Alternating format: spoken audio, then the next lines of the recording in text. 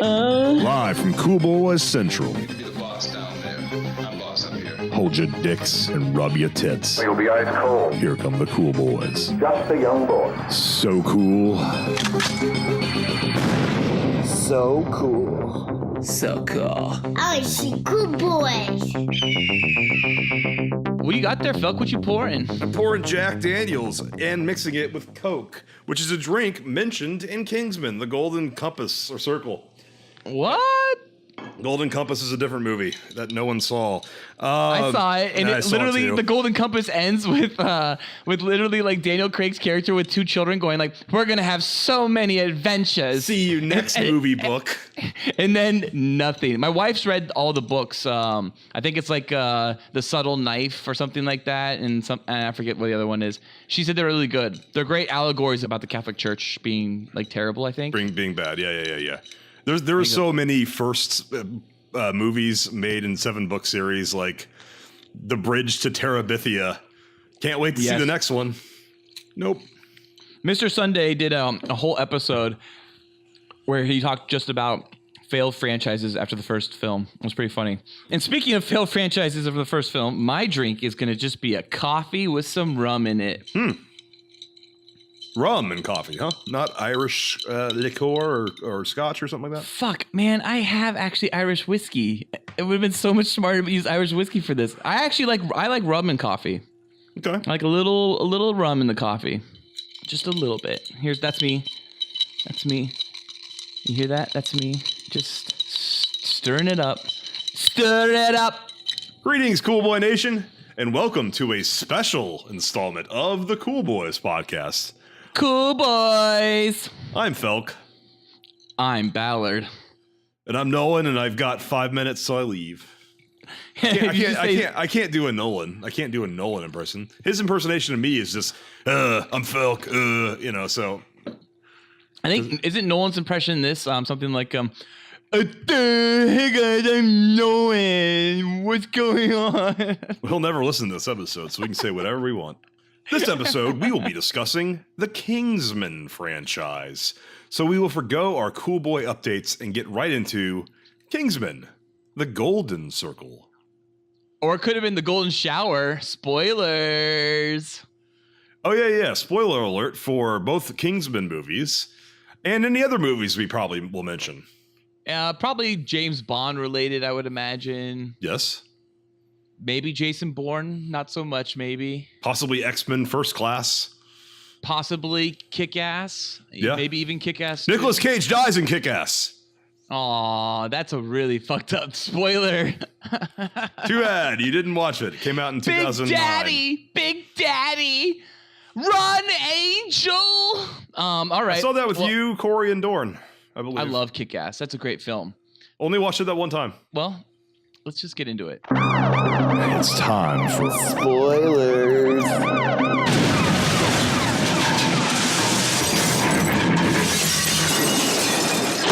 So juicy. So, Kingsman: The Golden Circle, I don't think we can go into that at all without having to start with the first film, Kingsman: The Secret Service. And I would like to just quickly give my Cool Boy rating of Kingsman: The Secret Service. 5 out of 5 Cool Boys. Oh, wow. I would give it 4. I love The Secret Service. I felt like it was Matthew Vaughn being able to do Kick-Ass again, but he's playing with this universe a little bit more. You can tell he's having more fun with this universe, and he has the back catalog of Layer Cake and Stardust and Kick-Ass, and then even X-Men: The First Class to be able to kind of give him this opportunity to go like, let's just do a fucking hard R again, because I think this is the film coming off of First Class, wasn't it? Kingsman: The Secret Service? Yeah. And it was hard R. I mean, the movie ends on an anal joke. Yeah, I was I feel like that's almost an optical illusion. Like you kind of sort of see her asshole, you kind of see her pussy lips, but you don't quite. Oh no, you definitely. Okay, so I just rewatched Kingsman: The Secret Service. So did I. Yeah, I just watched it Sunday. And I'm technically kind of watching it right now. You are. Thank you, Felk. Felk has it on Cool Boy Nation in the background, so I'm able to watch Kingsman: The Secret Service while watching Felk enjoy his Jack and Coke. But yeah, I mean, I watched it last night, and which was also Sunday night, and I was definitely looking at that last scene, and you can definitely see pussy lip. Yeah, but you can't see asshole. That's the key. They shade the butthole, but you know what's about to happen. Yeah, you do. You do. Oof. I love the way Kingsman: The Secret Service plays with Bond tropes. Yeah. Even using Bond musical cues. Very much so. The score is definitely like faking the Bond theme. Did you know that a lot of people I guess, think that the ending ruins that movie and that the ending is totally tasteless and inappropriate and, according to a Jezebel article, is pro-rape. Well, the Secret Service... What? Kingsman: The Secret Service ends on pro-rape? Yeah. She offers anal sex to him. Because she's a prisoner and because he's the guy who's freeing her, basically any offer that... It's the same thing like a female prisoner can't like consensually fuck a guard because no female prisoner can consent because they're captive. That was Jezebel's argument that's rape because her saying, if you free me, actually she says, if you save the world, you can fuck me up the ass. Yes. He makes a joke. If I free you, will you give me a kiss? And then she says, if you save the world, you can have that. You have sex in asshole. She has really poor English in the first one, and the second one she speaks English fine. There's plenty of people who think that movie is advocating rape with its ending and that the ending is totally inappropriate and ruins the movie. And those people are women. Worse than that. Worse? What's worse than women? I was going to say a word that begins with a C. It ends with an unce and is pretty much a word that I could use to describe most people. No, I wouldn't say most readers of Jezebel, but most people who agree with Jezebel's articles like that one. Well, Felk, you know what? Maybe you can tell me on Tuesday. So maybe I'll see you next Tuesday. Is that a reference to the Stanley Kubrick thing? See you next Tuesday. Oh, cunt. Yep. There it is. Yeah, we're marked as explicit. We can say words. We can use the English language in England, where some of our listeners are. Hi, Cool Boy Nation in England. Yeah, cunt's not as big a deal there. They say it all the time. Yeah, cunt. Women say it like all the time, and men say it all the time about anything and everything. A bottle of Coca-Cola for not opening could be a cunt for all they care. Yeah. So Cool Boy Nation in England, we love your words. We're using a lot of them. We are. When we speak I thought English. The Secret Service was very well handled. I love the way they play with even the cameos with like Mark Hamill. I like how like even like Taron Egerton is like a nobody in that film, yet you feel like you've been like watching this kid for a long time. I just like he's very personable. He definitely has great charisma. And he does a lot of his own parkour stunts, it looks like, even in Kingsman: The Secret Service. Or they face mapped him. I think some of that's him because I think they probably just, insurance probably doesn't give a fuck about a nobody. And they're like, yeah, sure. Let him do it. It's an apartment? He's just jumping down a couple apartment patios? Okay. You know how that works? So when you cast somebody who's not already famous, but them obviously to, reshoot would once you started shooting, the insurance actually, I believe, goes up for what it pays out for how much you shot with that person. So if you start shooting 5% of your movie with some nobody and they die, it pays out a smaller amount than if you shot 95% of your movie with him and then he dies, then it pays out way more. So do all that parkour stuff at the beginning. Yeah, exactly. Maybe that's what they did. Probably. Matthew Vaughn is kind of known for being very fast shooter. Mm-hmm. And that's one of the reasons why he was able to pull off X-Men: The First Class in an incredible amount of time. That movie was like shot on like fucking rocket skates. I mean, they were doing, even the CGI was being done. They would send back scenes to ILM and have them like start working digitally on the scenes like the day they shot the sequences. Well, anyways, back to Kingsman. So I really like the Secret Service. I one of my favorite things about the Secret Service, before we move on to the Golden Circle, is which isn't as good. the actor who played Lancelot. I love how he does that first sequence where he comes in, he says, essentially like asking for sugar wouldn't really suffice in the situation. Then he just starts killing everybody. Really cool. And like then poses like a fucking Bond poster at the very end. And then he like sees, the whiskey and he goes for the whiskey and shoots the fucking dude in the head, gets the whiskey, starts drinking it, whatever. Just brilliant. Oh, that scene's about to come up, isn't it? Or did it already happen? We're well past that. Oh, we're well past that. That's okay. like the first scene in the movie.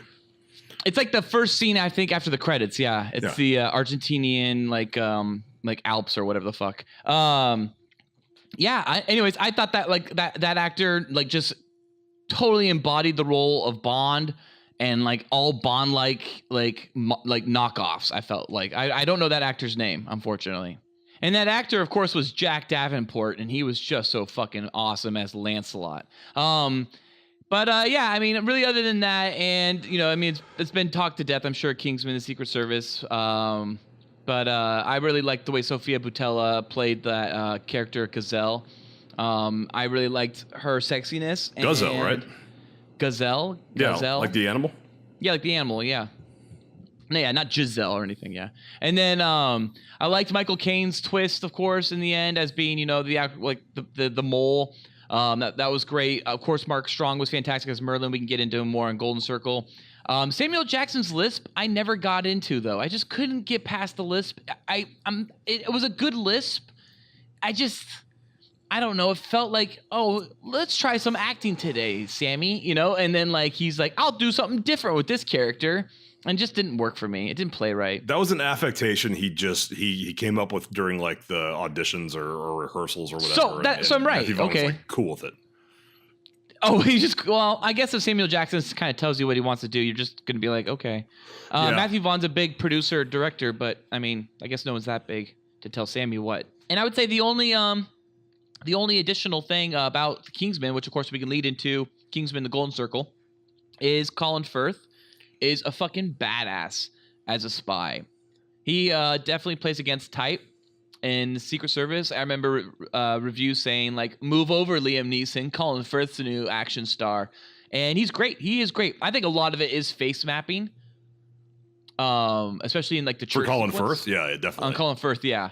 He's old. But he is good. And there's a lot of speeding up of stuff actually with Colin Firth's action sequences. Oh, clearly. Yeah, no. It is a very distinct way of shooting where it like kind of attaches the camera to things that are being swung around. It feels aggressive at its filmmaking, and it was done just enough in the first one. It was done too much in the second. Yeah, maybe a little too much. But I do like how Matthew Vaughn plays with plot types too, with killing Colin Firth in Kingsman: The Secret Service, quote unquote. Yeah. Should we move on to what our Cool Boy ratings are for Golden Circle? So yeah, I guess yeah. So why don't we? Because Colin Firth, quote unquote, dies in the Secret Service. Let's definitely move on to Golden Circle and find out what that quote unquote means. Of course, spoiler alert: you've seen the movie. He lives. You've seen the trailer. I mean, they kind of did they spoil it in the trailer? Oh yeah, they spoil it. They spoil it in the trailer. They spoil it in the poster. They want you to know. Spoil it in the poster for they this one? They spoil it in the poster. Yeah, he's on the cover with the fucking the one glass is blacked out.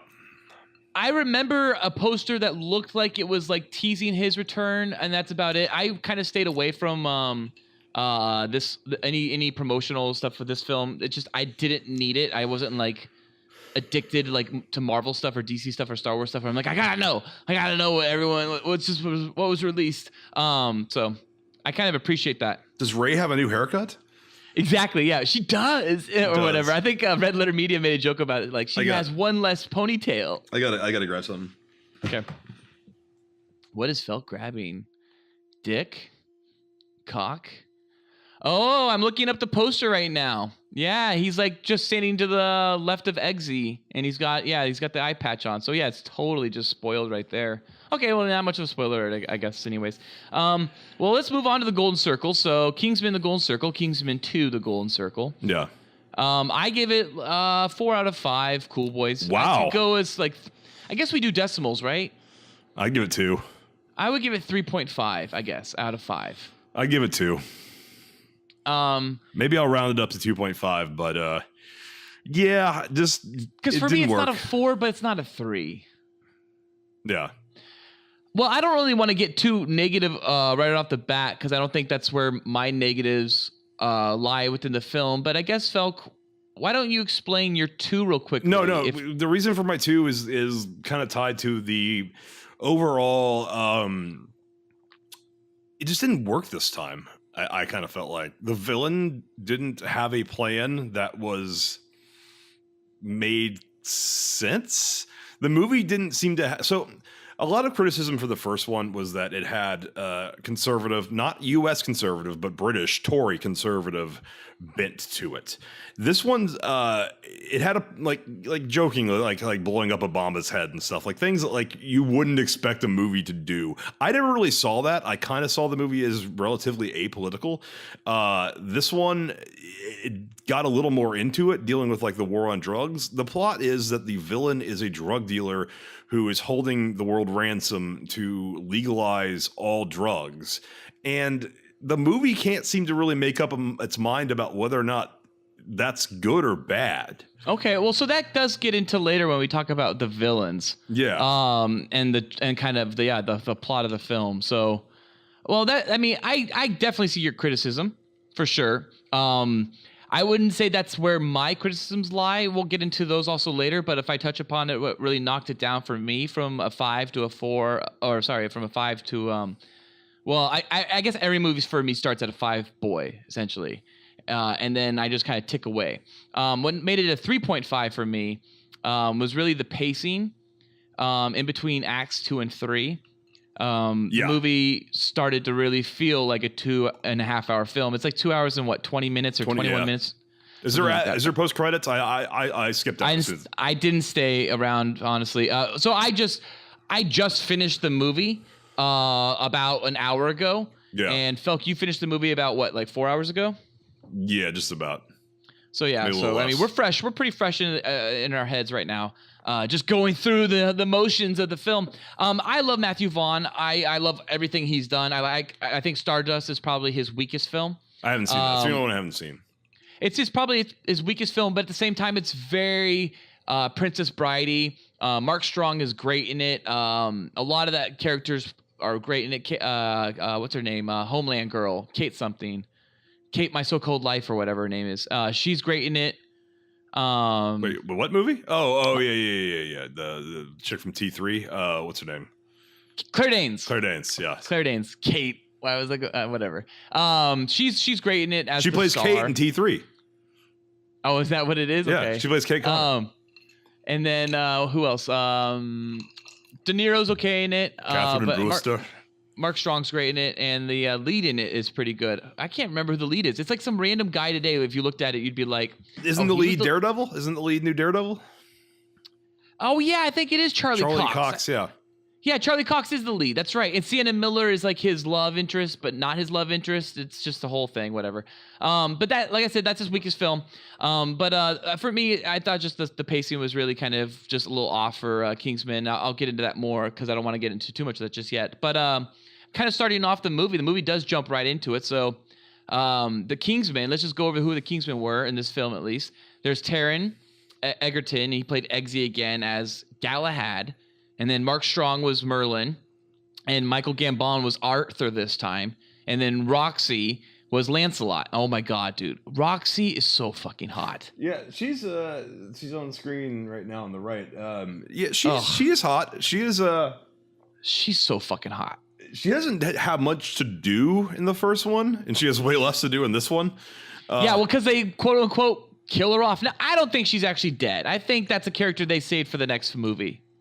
They seem to be establishing that death means nothing because the villain's brought back after having his head explode in the first one. The guy who fails to join the Kingsmen, who I guess his head explodes off screen. So they figured out, oh, we can just say his head didn't explode and he's still alive.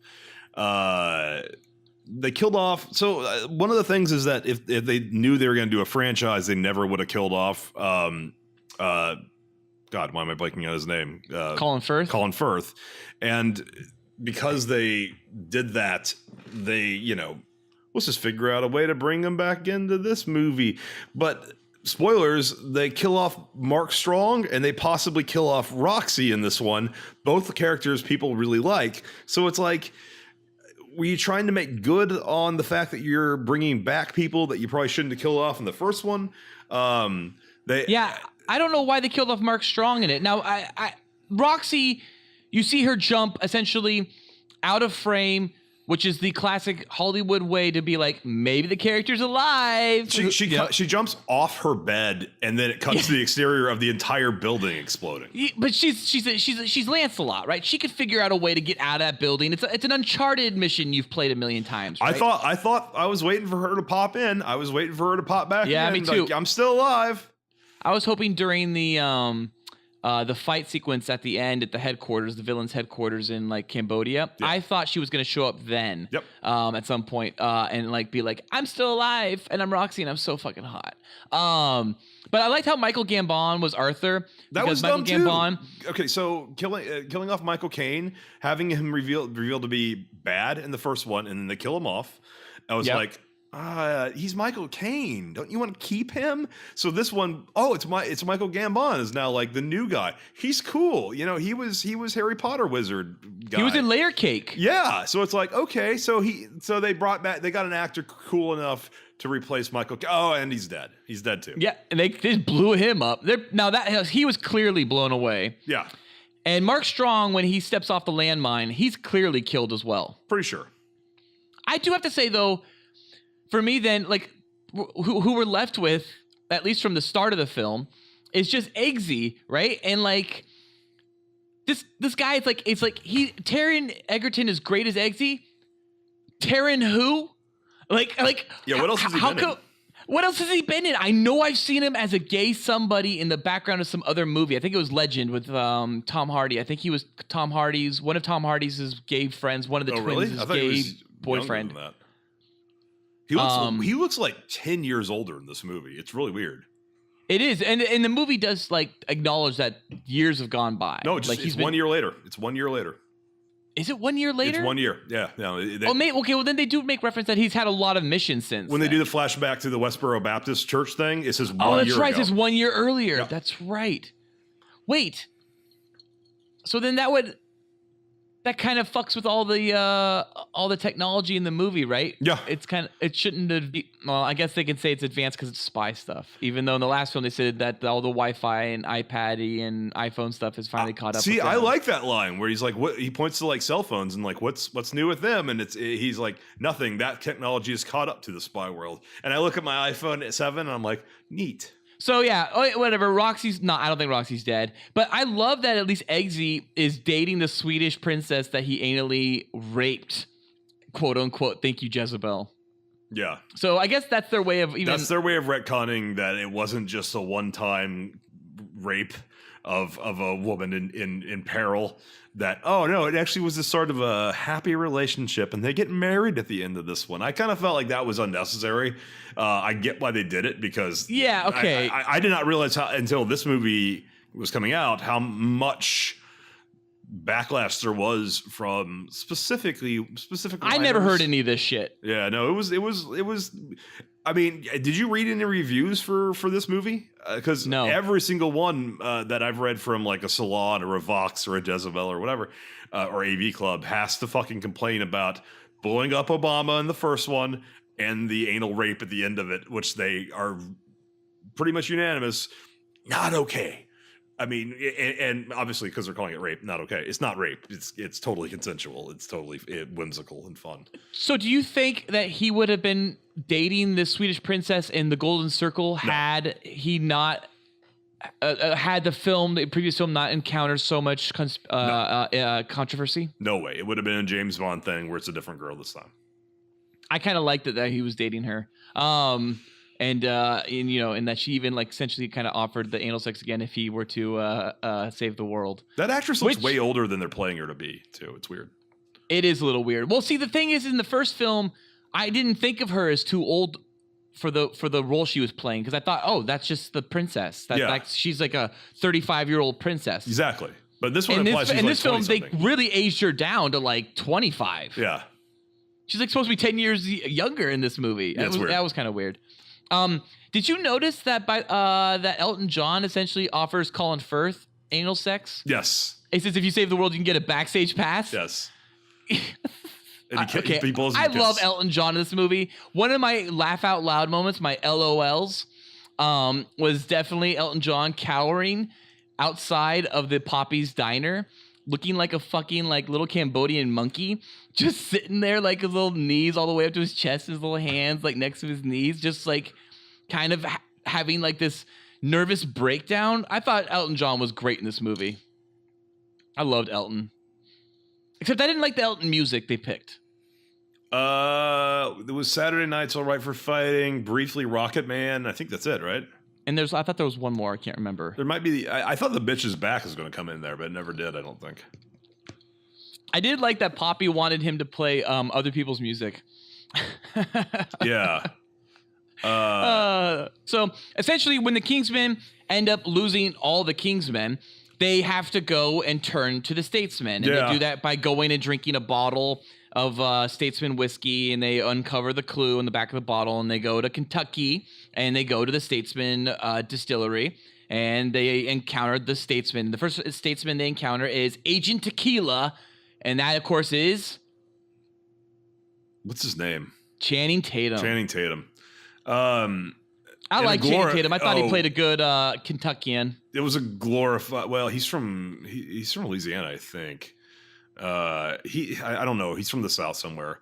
He's a glorified cameo. Pretty much. They make it look like he's like a major character in the movie. I'd say he has 5 minutes of screen time total.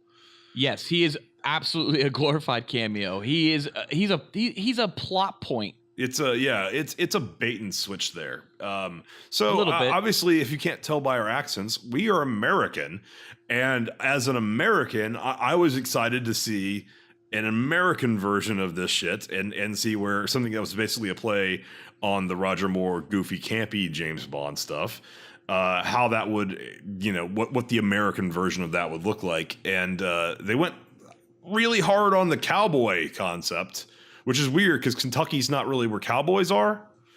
No, that's like New Mexico. Well, this was a Wyoming. Brit making the movie, so yeah, I think he's playing on the fact that people know that he's a British man making a movie. Well, Mark Miller's American though, right? I don't know how. No, much... Mark Miller's Scottish. Oh, really? Yeah, and I don't know if Matthew Vaughn's Scottish or Welsh, or I think he's Welsh. But I'm not sure where he is from the UK, but I think Mark Miller is Scottish. He's got a problem keeping his dick in his pants. We know and I think that it's too. Millar or some shit like that too. I don't think it's Miller. Oh, it's Miller. No way.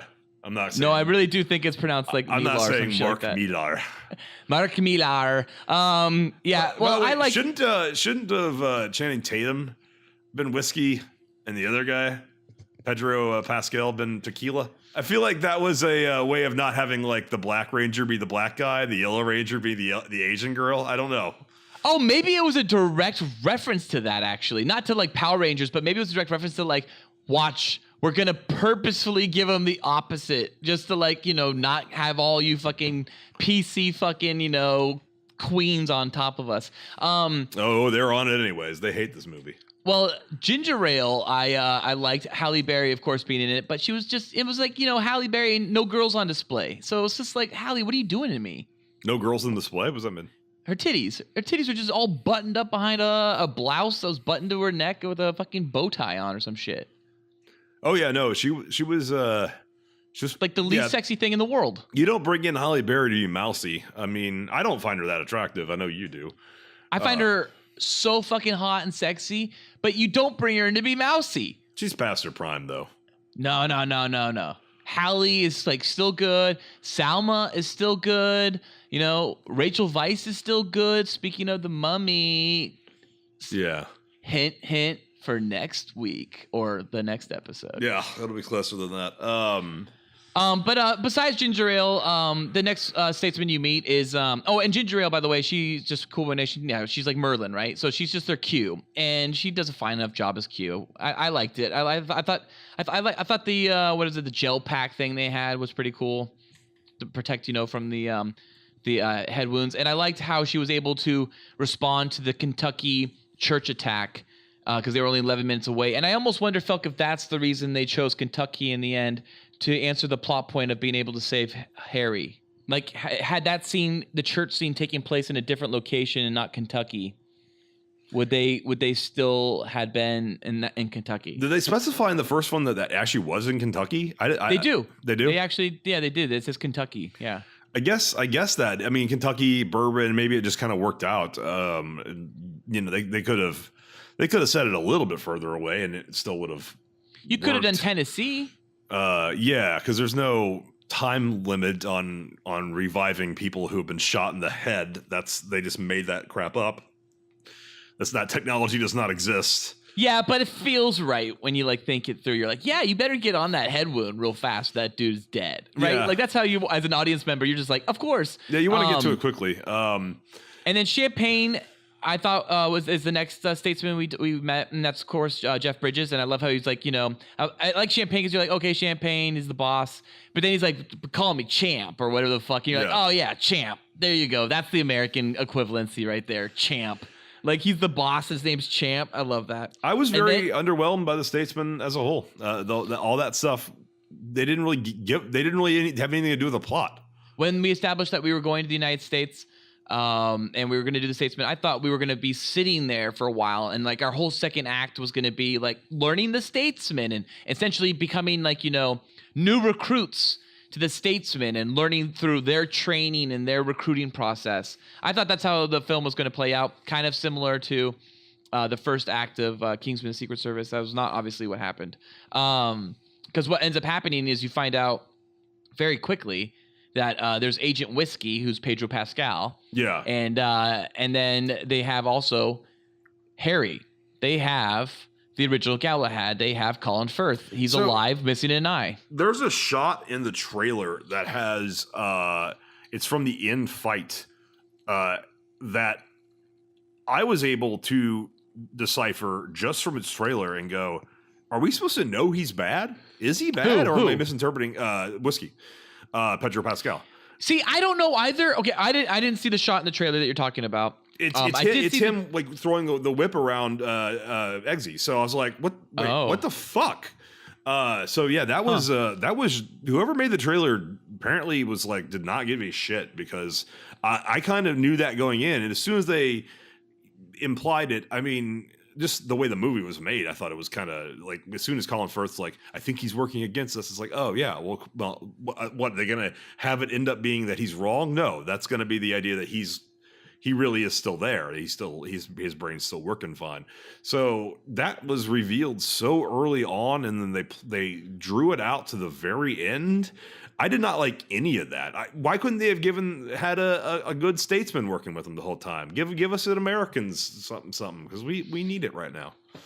Well, for me, watching the film, at least if I saw that trailer, I didn't really pick up on any of that. I did see like a teaser for this movie. I think that's about all I saw, other than maybe the teaser poster as well. Like I said, I didn't really watch this promotional stuff, but I definitely thought from pretty much the get-go, Pedro Pascal was bad. And so then when Harry catches on that Pedro's bad in the snow gunfight, in the firefight in the snow, I was like, okay, like I agree with him. Like I totally saw it. I got that same vibe. I don't know if it was intentional or not that you're supposed to know, or because I got the vibe from that character early on. In fact, I kept thinking to myself, he's Pedro Pascal. He's playing a great American accent right now. The twist Not really. I thought he sounded very much like he was from Dorne. See, here's how I look at it. He was doing an American accent, quote unquote. He was doing a real good American accent, and not an American accent, not like the kind of American accent like Christian Bale does, where you're like, oh, that's right, you're British. I fucking forgot. He was a big dog. Or Idris Elba, when you like hear him as Stringer Bell, you don't think he's British. Of course, when you hear him as British, then you're just like, of course, I don't see you as anything else now. No, I was implying that Christian Bale does not do a good American accent. I think Christian Bale does a good American accent. It's just, I think he has one of those voices. It was a big dog. It was a dog.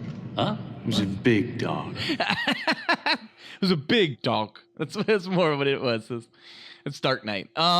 Anyways. You want me to trash your fucking lights? You want me to trash your lights? You want me to go fucking trash your lights? Do you want me to fucking trash them? Then why are you trashing my scene? I have so much good audio of him just screaming at his director of photography. Oh, really? Yeah. Is that a thing? Did that happen? That leak? Oh my God. Oh, you don't know about that? Oh, Yeah. here's another great bite. Do I want? No! Don't shut me up. I'm not shutting you up. Am I gonna walk around and rip your fucking lights down in the middle of a scene? Then why the fuck are you walking right through? Like this in the background. What the fuck is it with you? I'm gonna throw so many bites in this. I want you off the fucking set, you prick. Kick your fucking ass! I want you off the fucking set, you prick! McGee, you got fucking something to say to this prick? I didn't see it happen. Well, somebody should be fucking watching and keeping an eye on him. McGee, what do you have to say about this? We have to work together. He's like, come on, Christian. We don't pronounce our O's and R's like that. The fuck are you doing? I see. I again, once I will attribute that to just Christian Bale having a unique voice, and therefore any accent will be interesting through him. What don't you fucking understand? I'm gonna fucking kick your fucking ass. You don't shut up for a second, all right? But anyways, that all being said, Pedro Pascal, I thought the point in the end was he was going to drop his American accent, do his normal accent, his Spanish accent, and then I didn't realize that Poppy's whole fucking headquarters was in Cambodia. I thought she was in like the Central America or some shit like that. Oh, So I didn't. I assumed it was. I've seen the movie and I assumed it was Central America. Yeah, so exactly. So Central America. So I thought Pedro Pascal's character was from Central America in the end. And he's going to be like, aha, see, I'm really Latin. Bing, bing, bow, bow, Latin American. And then he's going to be part of, whatever the Latin American statesmen were called, whatever the fuck that would be called. They don't have one. Yeah. Let's face facts. No Latin American country would believably have, in addition to the actual government organizations. That's a big point. Is that like these are private organizations? They're not government. They're independent. They're independent, which calls into question whether or not they have the right to kill people. They technically don't. You know what's fucking fucked up? I didn't know this, but like, all right, we all know what the CIA is, right? We all know who they are. Yeah. Everybody's heard of MI6. Everybody's heard of the KGB. We all know what like every major country's secret service is called. Not Secret Service. You mean they're intelligence agencies? They're clandestine agencies. Nobody knows what China's is even called. Wow. Like that. Like it's not that like the language doesn't translate, so like we don't know what to call it. Like no, like it's not even released. Crazy. That's fucking China, man. So China's secret service, or their Kingsman is going to be. But you probably don't want to mess with them. They probably torture people to death. That kind of, that's interesting, Phil. Okay, what if they did a Kingsman 3? What would you see as being the next country? I mean, I remember hearing online something along the lines of like people wanted to see China. Some people wanted, I think, maybe saw on Screen Junkies like movie fights, or something like that. But it was like, I think it was like China was one, Canada was the other. Oh yeah, Canada. I can't remember the third one. Someone had a third one. It was definitely China, Canada, and something else. And I don't want to see Canada. China would be interesting. But yeah, I guess what other like interesting cultures out there would there be for like a secret service? Have you heard of World War II? There's two countries that the good guys are from: America and Great Britain. Yeah, and we even had a little spat at one point. Yeah, You want me to trash your lights? You want me to go fucking trash your lights? Great Britain is just America's origin story. It's the prequels. It's not as good as the original trilogy. We're not your colonies. You're our origin story. Oh, you hear that? There are cool boy nations in the UK, so let us know if you want to keep listening. Yeah. After that kind of a comment. Go fuck yourself. I'm from two countries. I'm from Texas and the United States of America. Texas is the only state that was its own country. It was, and if you said this before, it has an actual Texas embassy in London. It does, in the embassy area, and it's now a restaurant, but it was an actual embassy back when Texas was its own country. Well, yeah, so anyways, Harry's return in The Statesman I thought was weak. Yeah. I you know thought what it reminded me of was Tommy Lee Jones coming back in Men in Black 2, where he comes back and then he's not himself for 30 minutes. You know what? I thought the same thing, except I went one step further with my thought and thought, please, for the love of God, don't spend the next like 20 minutes or 30 minutes on like Harry relearning being a Kingsman.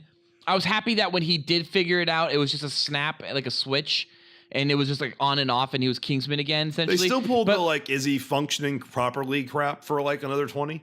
That's just the way Eggsy's character saw it. I didn't see it that way because I agreed with him that the fucking Agent Whiskey was bad. But for me, but the butterfly stuff was too much. Oh, the butterfly stuff's terrible. That's Matthew Vaughn being so Vaughn-y. But OMV. But I cannot stand movies where we're in a sequel, you're bringing back a character. I don't know how many times this has happened. Countless. But I can't stand movies where you bring back a character in the sequel and then you just have them be Riri for fucking half hour or whatever it feels like. It really pulls on your attention span. And I just don't think it's like, it's not entertaining. It's not gripping.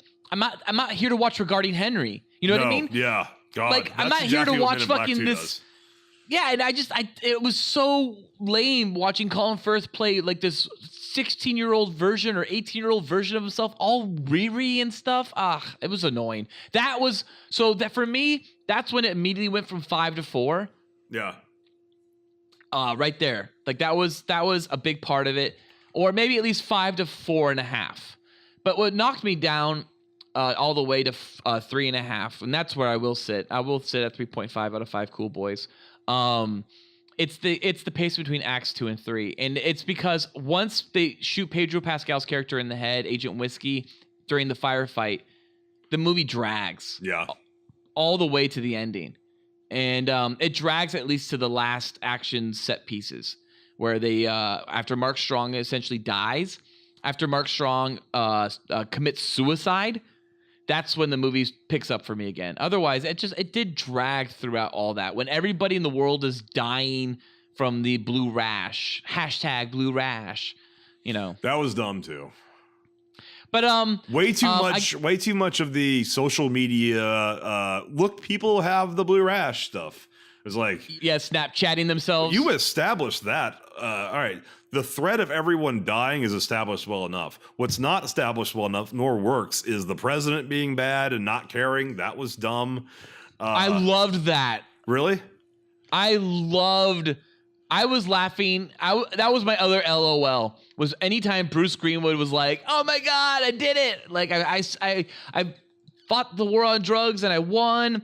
And I'm going to say that like on camera that I'm all like, please don't do it. But then in the background, I'm just going to like let all the junkies die. Like, I thought that was fucking hilarious. He supposed to be Bush? They didn't make him Trump. I mean, I didn't. No. I think he's supposed to be whoever was, brought in a year later after, the last sitting president's head exploded. Yeah. I feel like they were trying to do kind of a Bush because maybe it was just blowback from I didn't realize this either, that like a lot of people really had a problem with the fact that Obama was bad in the first movie, and that it's jokingly, not Obama though, right? Like it's just the black president of the with United the back States of the America. head, who has a head very similar to Obama's, right, with huge ears. Yes, yes. Just like, he looked a lot like Obama, no question. But I don't think the movie seems to play for comic relief. His head exploding.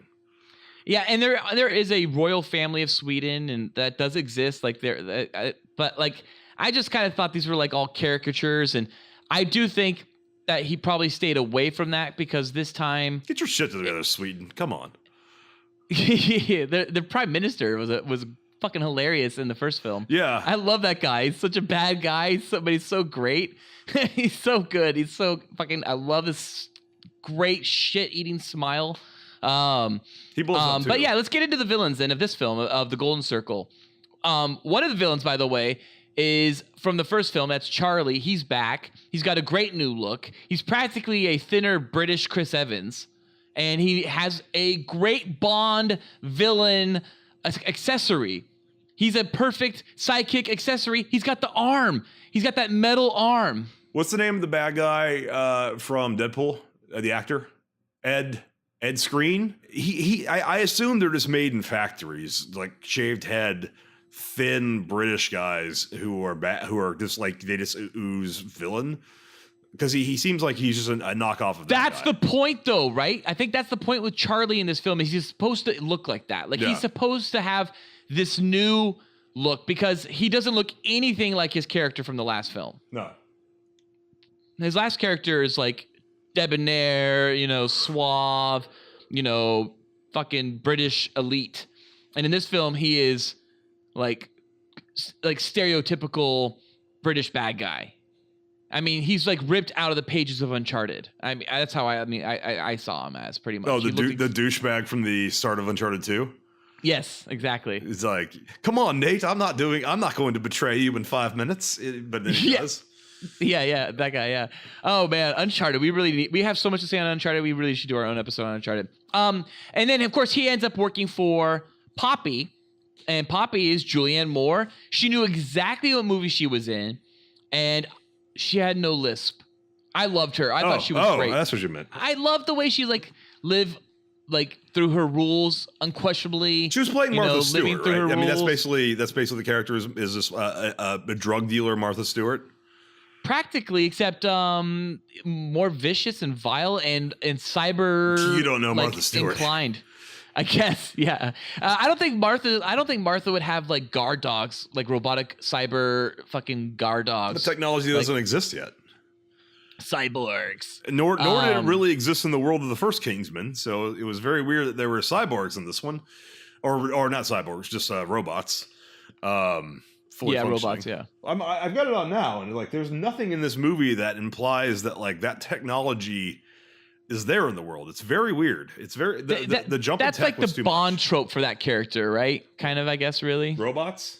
Not robots, but I guess robots, but I guess just like the technologically advanced villain. I guess, but you know who's not technologically advanced? I guess not South American, but South American drug lords.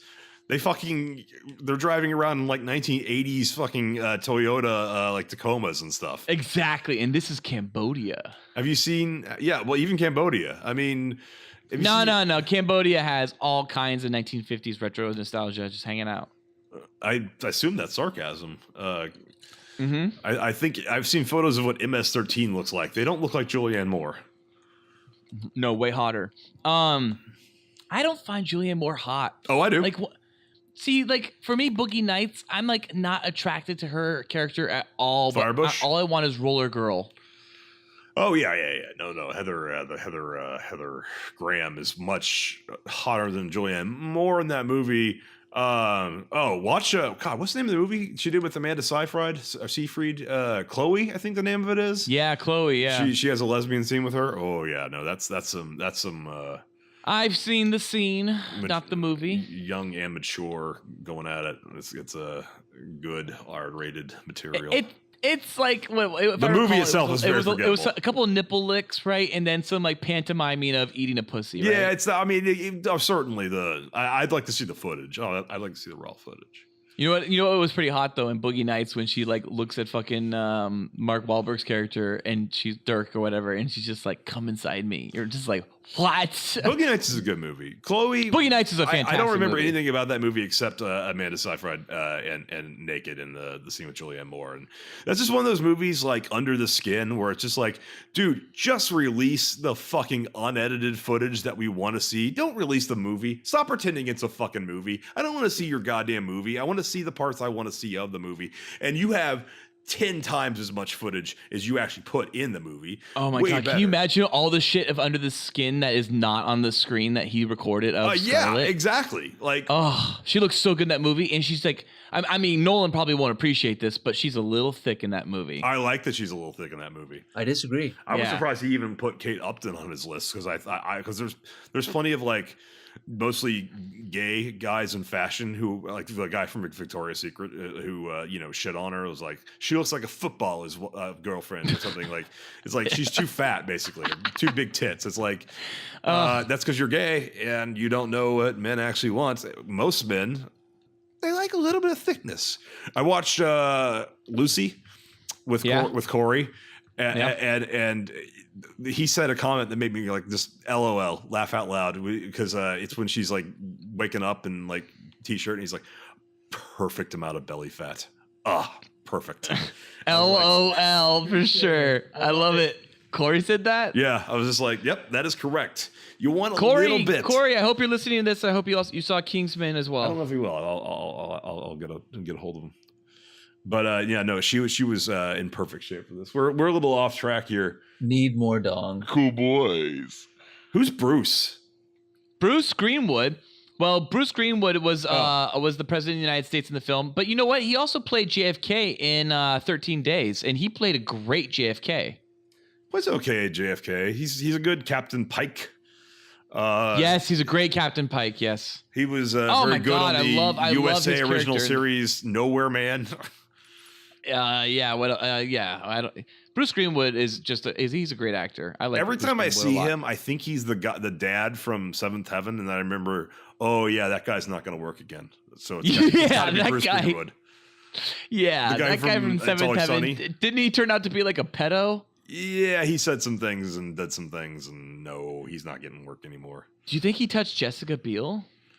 I don't know. She posed nude like on her 18th birthday or something. I She was remember. trying to get- I she got was trying to those get photos. Yeah, Razor or I something. bought that magazine. I can't remember the magazine, but I still have it somewhere. She was trying to get fired. Yeah, she she trying was. to get fired because she didn't like the show, and There was a rash of that back in the early aughts where like all of those like starlets were trying to get fired by doing sexy stuff because it was the only way to get out of their contracts was to essentially not to pose nude, but if you were to go against the, I guess, no longer toe the company line anymore. well, they were especially when you're all doing because it was Disney related. no, it people was and- UPN and WB for TV. No, there was Disney people too involved, but I mean, I'm That talking was about Anne the Hathaway. rash. But Anne Hathaway did that. Je- yeah.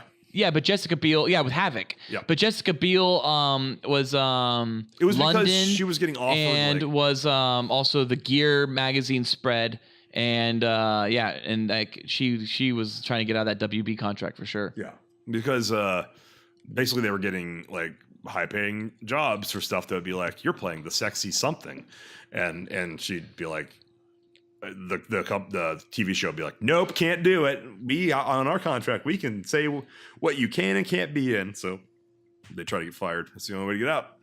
Get out. Well, that of course leads perfectly into the next topic about Kingsman: The Golden Circle, drug plot.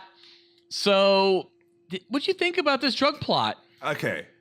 I that was the one thing where like the movie didn't make sense to me. Like it's only like old school Republicans and like a few like it's boomers mostly who still think that marijuana and heroin ever belong in the same conversation or sentence. Yeah, that's true. I thought that was very weird where they just like lumped all drugs and it's like drugs such as cocaine, marijuana, heroin, crack. And I'm like, yeah, whiskey's more dangerous than. I mean, it was very, very weird. Julianne Moore makes a reference to that. Even she says, I can't believe it's like it's a sugar conversation. Yeah. Doesn't she mention how sugar's like 5 times more likely to kill you? And also, she's like in there at the same time there's people which is true.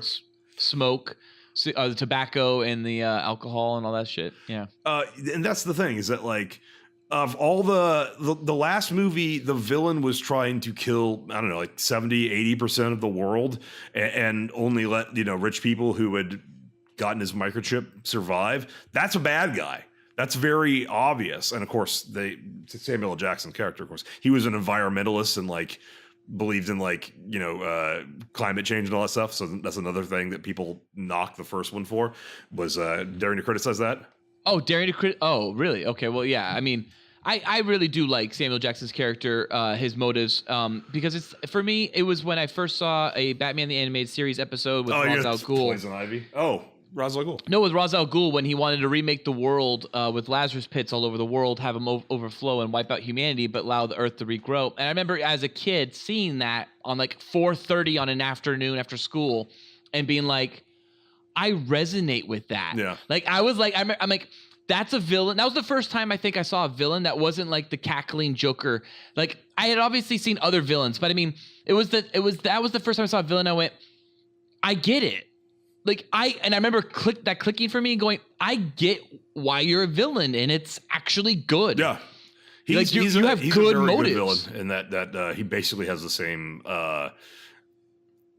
motivation as Batman, just a different like end result that he sees as the actions necessary to get to. Yeah, and so although same he's thing. not, it's not Ra's al Ghul on the animated series, it's Ra's al Ghul, and that Oh, that's right, always it's Ra's. bothered me. Right. There's no official well, pronunciation of his character. it depends on which show you're watching or which writer you're talking to. But yeah, that goes from Roz or Raish. Yeah. I think it's Roz, Ross, and Raish. But the two common ones are Raish and Roz. And that's kind of like the real GIF or GIF. And they reference that on Batman Beyond, which you still got to watch someday, I hope. Oh, I will. Maybe we'll do a podcast and we'll do it. Terry McGinnis calls him Ra's al Ghul to Talia when Talia, because she looks the same even though Batman's old because she's immortal, Lazarus Pit. And Talia's like, actually, my father's name is pronounced Ra's al Ghul, but many uneducated people make that mistake. Oh, shit. So really? It's like, I guess whoever wrote that episode did not like that. Some people were calling him Ra's, although that was well before Batman Begins. So, Bruce, there's somebody here you simply must meet. Now, am I pronouncing this right? Mr. Ra's al Ghul? You're not Ra's al Ghul. I watched him die. But is Ra's al Ghul immortal? Are his methods supernatural? I'm gonna fucking kick your fucking ass. You know, shut up for a second, all right? Well, I like that type of mindset with a villain.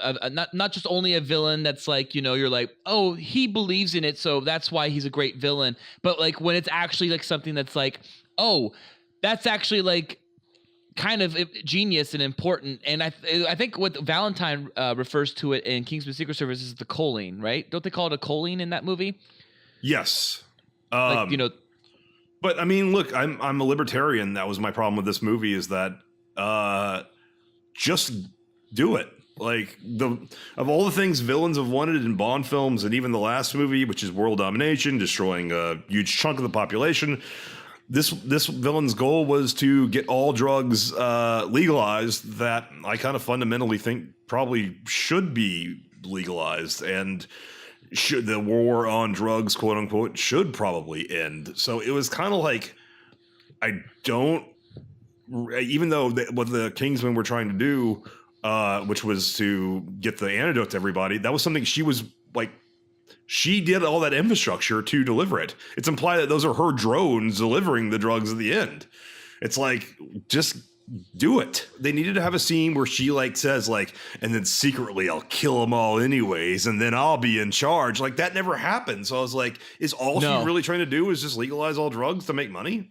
Let her. I really do think Bruce Greenwood's character, the President of the United States, answers that question when he just goes, like, he kind of like looks at it, he's like, she's an idiot.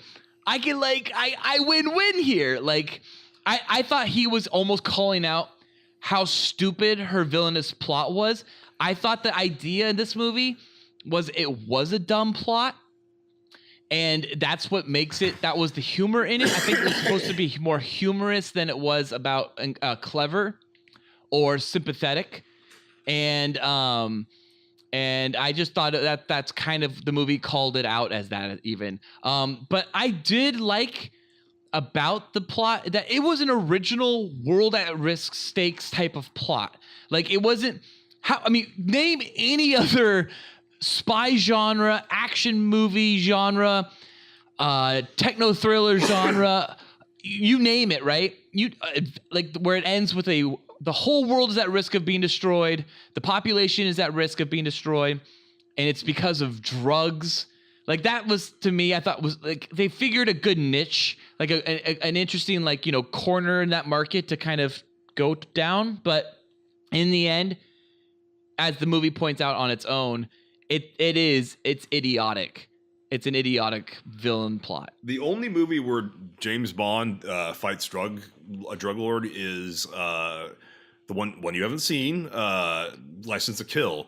And like the whole plot of that movie is that the British government are like, yeah, we're not.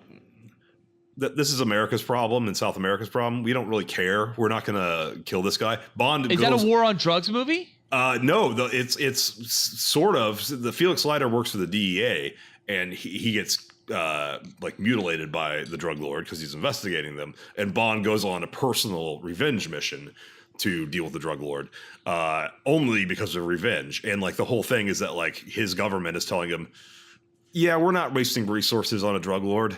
If we kill him, another one will take his place. That's really not something we care about. I guess you touched upon this earlier, and I guess you kind of hit on it right then. I mean, that whole idea of war on drugs was a very 80s thing. I even had a hat as a kid that said "Kids need hugs, not drugs." But and it was two bears hugging, and it was the coolest hat I wore in college. But yeah, I think I wore one of those too, and then I went and took my Ritalin.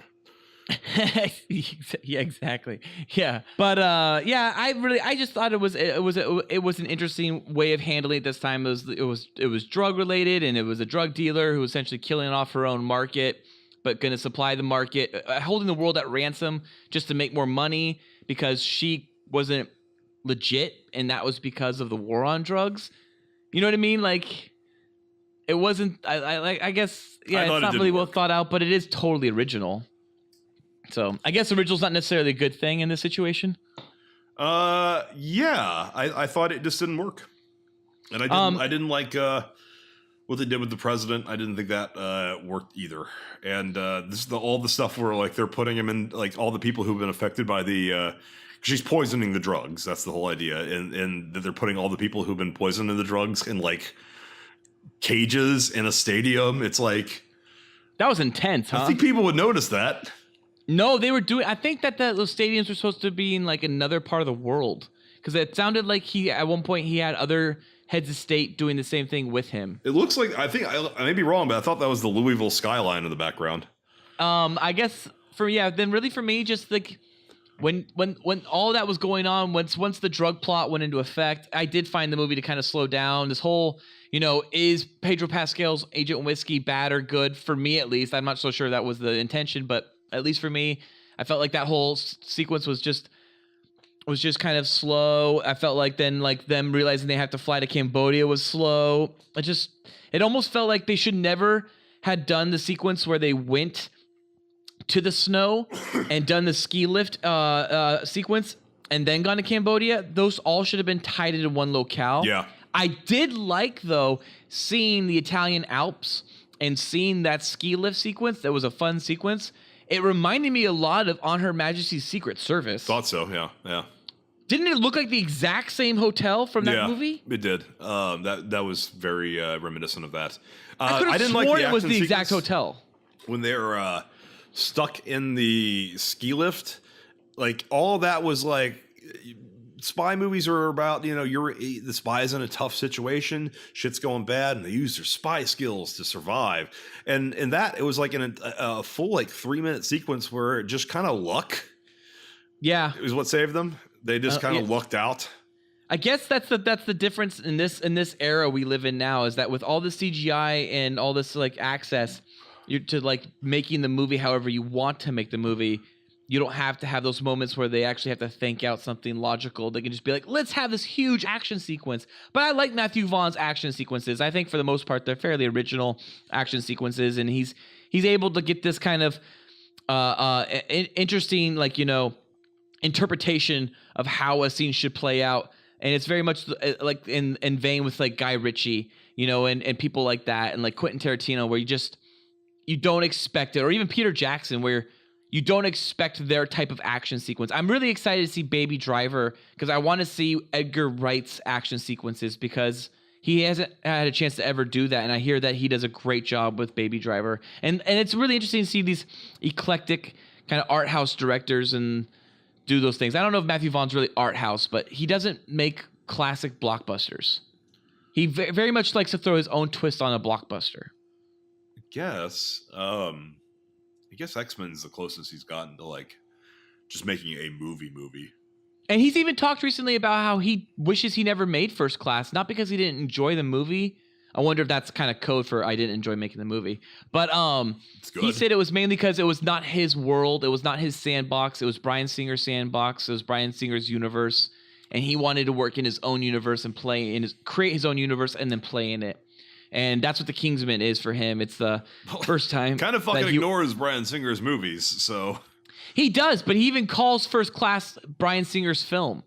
So it's kind of like weird when you like read that in an interview. You're like, why? Wait, but Matthew Vaughn, it's barely a Bryan Singer film. I mean, you really almost took it and made it its own movie, its own like franchise from that point on. It could have easily become its own franchise. I think it's better than the Singer films. I like First Class a lot. I like Days of Future Past a lot, and I like X2 a lot. So I guess I like two out of the two or three I really like. I like the two, the latter singers. two Wolverines too. I guess Logan I like a lot, and the Wolverine just I like a lot. rewatch Logan. It's it holds up, except it also has pacing issues. It does. And the Wolverine, I feel like the only version of that I like is the R-rated one because it's the only one that doesn't skimp on the ninja sequence in the town at the end. But that all being said, Kingsman and the Golden Circle, dude, they actually mentioned a golden shower sequence in this movie. When is that? So when he goes to fuck Charlie's girlfriend at the British I took Scottish. a piss then. Oh, you did? Yeah. So Eggsy's character says he has to go take a piss, and she literally says to him, "You can just piss on me." Oh. And he goes, maybe later. Like she was willing to be pissed on in that scene. And I remember laughing out loud and thinking, Felk's going to love this moment. And you went and took a piss at that scene? Yeah. I came back in with him on the toilet texting or calling the Swedish girl.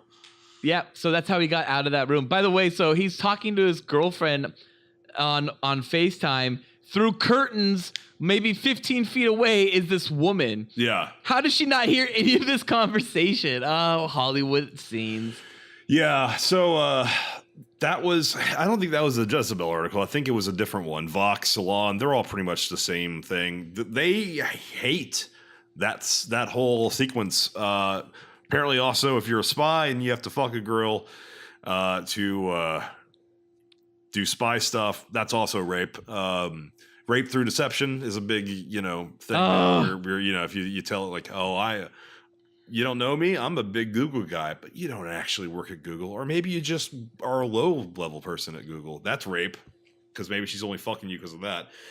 So it's like, that was, and also the fact that it was fingering in the Donald Trump thing about the grab him right by the pussy. They thought that was a reference to, God. That's just something guys do. We grab him by the pussy.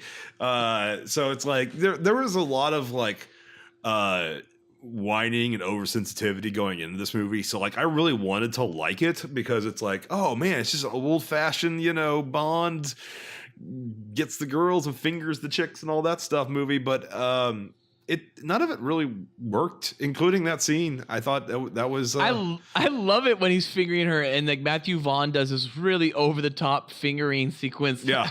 I was kind of sad we didn't get to see any nudity in the movie. It's like, give us some tits. You got the R already. Yeah, especially since he ends the last movie on a biscuit shot. Yeah. This is the only nudity in that movie, I think. Yeah, it might be the only nudity in that movie. God, I really wish Roxy got naked at some point in that movie. Yeah. Oh, that was another. Okay. Also, they give a shout out to NLP in the first movie, and really don't like that. So there was. Wait, who's NLP? NLP is it's not a person. Although you're thinking it's a person because of NPH, which is Neil Patrick Harris. NLP is neuro-linguistic programming. It's a big part of the pickup artist thing was the idea that you can use, there's certain words that people respond to, and then you can figure out what a woman's trigger words are, and you can sort of, it's like there's concepts like anchoring and all kinds of ways to basically seduce women with, you could call it trickery, but it's more, it's like the mentality is that like you hacked the part of the brain that decides whether or not you're attracted to somebody, and that's what neurolinguistic programming is about, using linguistics to do that. That gets a shout out that they have NLP training. That's during the training part where they have to seduce the same woman. And of course, then they cut that short in the first one, and they get drugged, and it's like their final test. People didn't like that was given a shout out that like that's something that works. It kind of did. It kind of did. That's why it got famous. And B, that's something that's acceptable for anyone to ever use, which it is. It's just you're talking. You're just using words. Yeah, you're just trying to get what you want to get, which is fucking pussy. Yeah. So just that there was any kind of callback to the whole seducing women is part of being a spy. Being a spy is cool. Therefore, seducing women with maybe saying lies. So you missed some of the conversation with his girlfriend when she literally says, "Why do you have to have sex?" And he's like, "Oh, I trust me. If I didn't have to, I wouldn't. No, I saw that but part. I have to." Okay, you saw that part. All right. Yeah. I came in with the beginning of that conversation. And I was like, that was dumb. Like, what? Like, calling his fucking girlfriend? Like, you knew what you were signing up for. It's like, that's why they don't have Bond get married. And she's a Swedish princess. Come on, right? She must also realize the stakes involved for secret agents. I thought making that relationship was a drain on the movie, and it was only in there to respond to the people who thought that the end of the first one was unacceptable. See, I think if you pull out that relationship, right, you have his relationship with Roxy maybe feel like it's something more is established in between films, and then you kill off Roxy, and then you have him just be rogue the rest of the movie without a girl. Like, that would have been fine, and then just make the girl the Julianne Moore, just have that be the girl. I'm okay I guess with they were trying to, because she apparently smoked some pot at one point, and then she has the blue veins, giving him personal stakes. Yeah, they did a good job of that in this movie as well as they did in the Secret Service. They do establish kind of these personal stakes with his mom throughout the world. Yeah. But even they do establish like Brazil early on in the Secret Service so that you come back to it later. They do establish like, the baseball game. Yeah. And then in this movie it was like, his friends in England, his Swedish girlfriend, Swedish princess girlfriend. And then there was a couple others I could have sworn we were connected with for this one. Other random people that were like turning. Oh, it was that's right. It was Channing Tatum. He was the other aspect of the world at risk. Okay, well, so I mean, kind of just getting down to it at this point. I kind of was looking at this movie and thinking to myself like I don't know where Bond goes after its last Daniel Craig film, because I don't think Bond can go campy, and because Kingsman's doing it or has done it now twice, and it's great when Kingsman does it. It's great when it's tongue in cheek, but I don't know if Bond could be tongue in cheek in this climate. And then on top of that, I don't know. Not without recasting. Daniel Craig does not work. Well, they're definitely recasting after this next film, right? This is the last Daniel Craig film that's coming out. Yeah. Right? So that the one that's about to come out, which is what's Bond 25. It's weird to think that Matthew Vaughn made Daniel Craig Bond, and now he's deconstructing Bond and shitting on them. I mean, there's a line in Kingsman like, "What do you think about them spy movies with Samuel L. Jackson and Colin Firth?" It's like, "Oh, I think they're too serious now." It's like, you did that, Matthew Vaughn. Yeah, you directed his resume for Layer Cake. Layer Cake was literally Daniel Craig's resume. Yeah, that's his audition for that movie. Basically, he is playing. I mean, there's almost no difference in the way he plays that character between how he plays Bond. I felt like Henry Cavill was auditioning for Bond in The Man from U.N.C.L.E. Sort of, I guess. I think he kind of shot himself in the foot while doing that role. Yeah, it's too similar.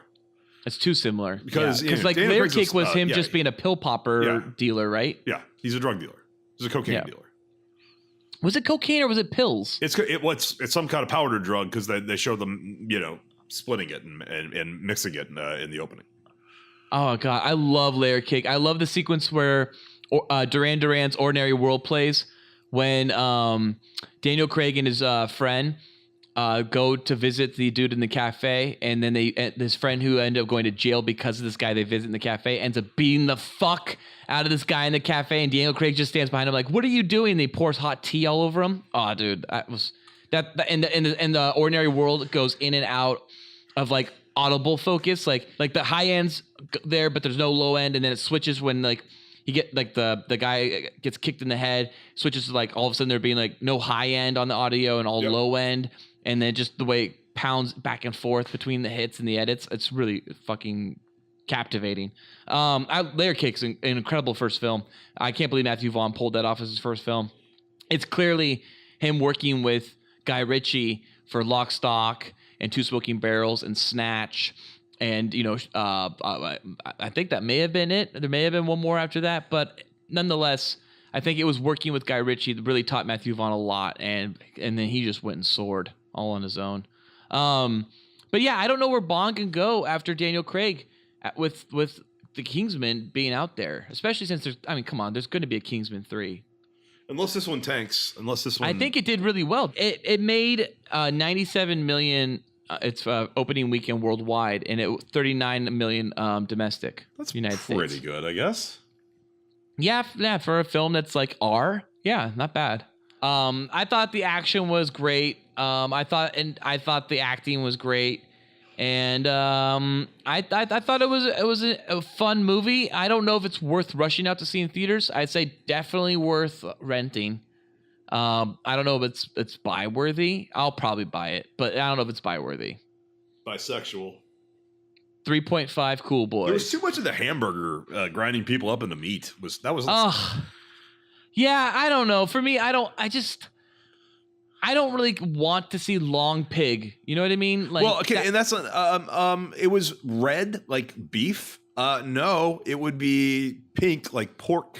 I think we all know that. Yeah, that's why it's called. That's why human being is called long pig. Yep, because they taste pretty similar. Yeah, so if you go to parts of the world where they eat humans, they do refer to humans as long pig or long hog.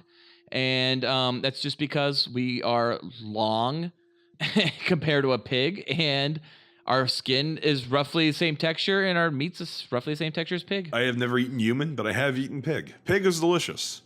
Pig is really delicious. I imagine human is not delicious. All I don't the know. shit That we dipshit eat. from CNN fucking ate it, and then he got fired.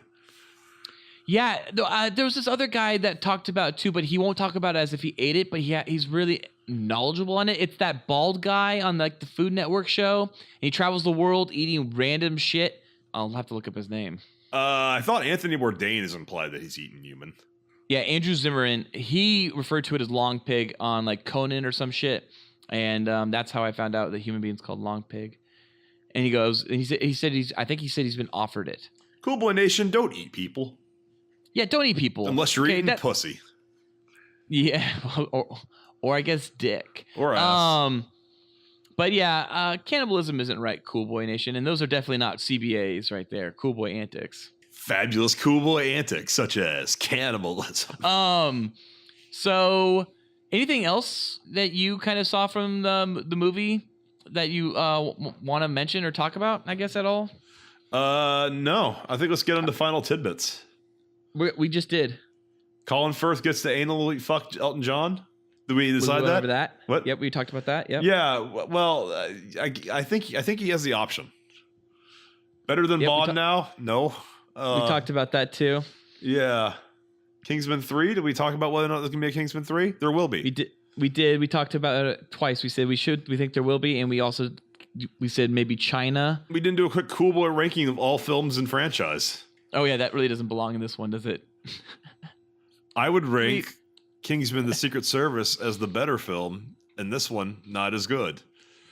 I would have to rank Kingsman: The Secret Service as the better film, and Golden Circle as also not as good.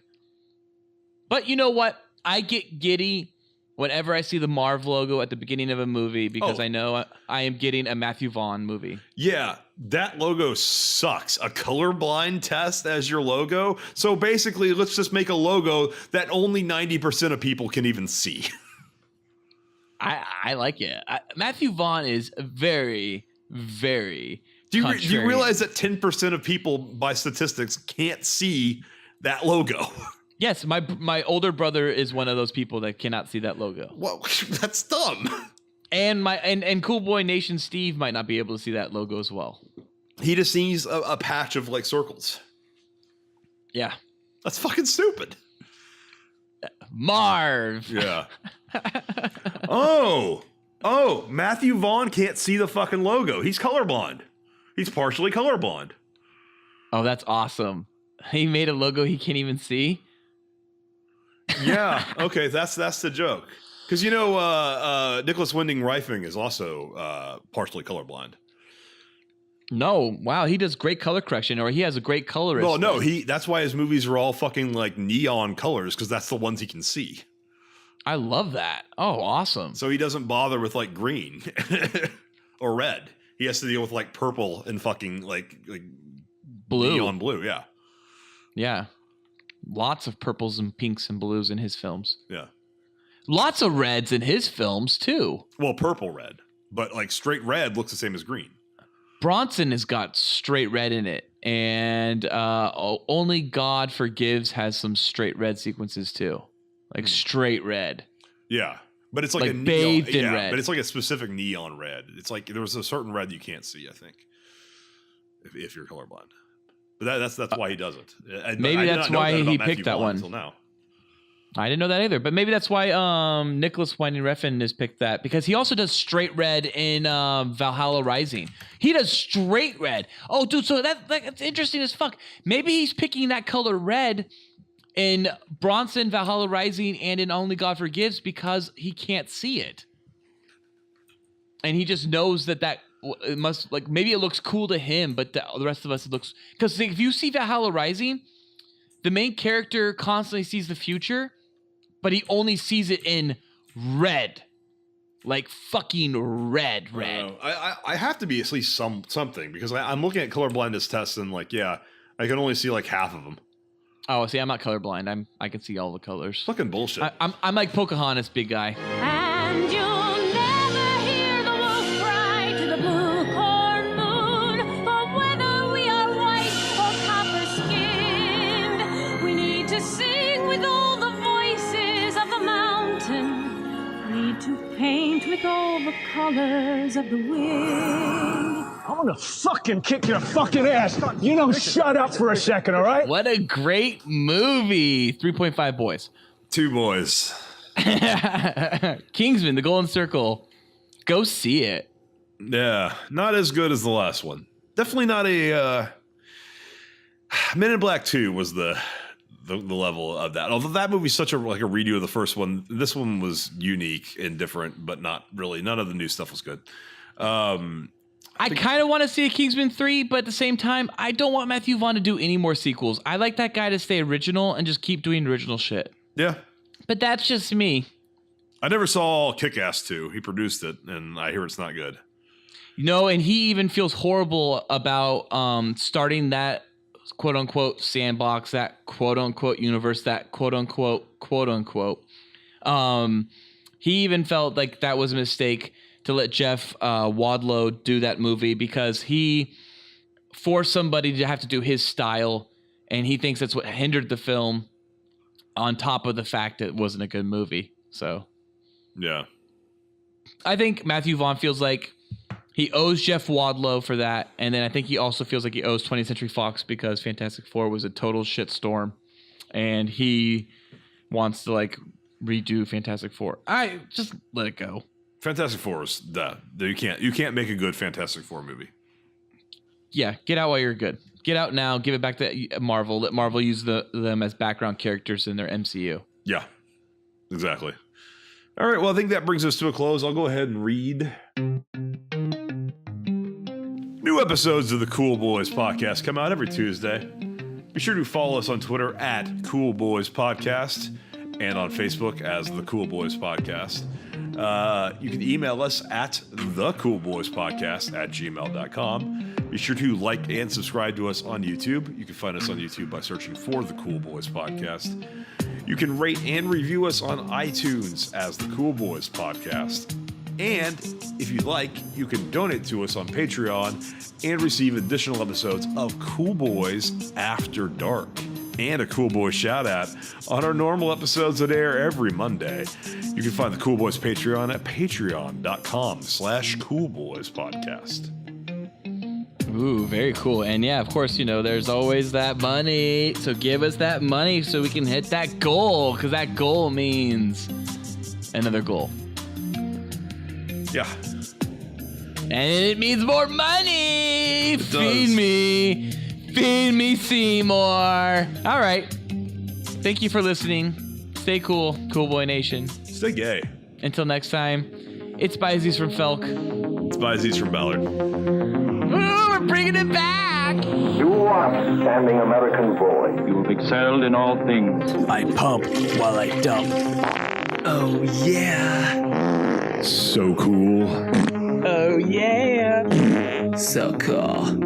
Oh, yeah. So cool. Without even a damn selling, get out of here! Oh, yeah.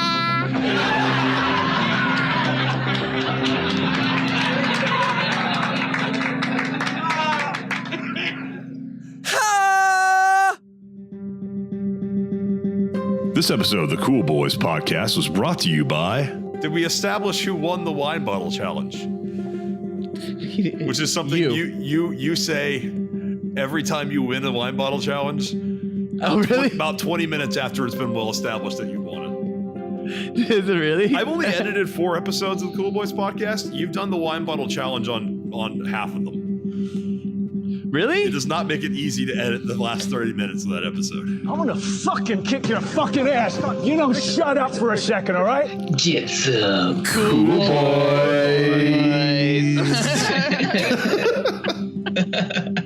so serious.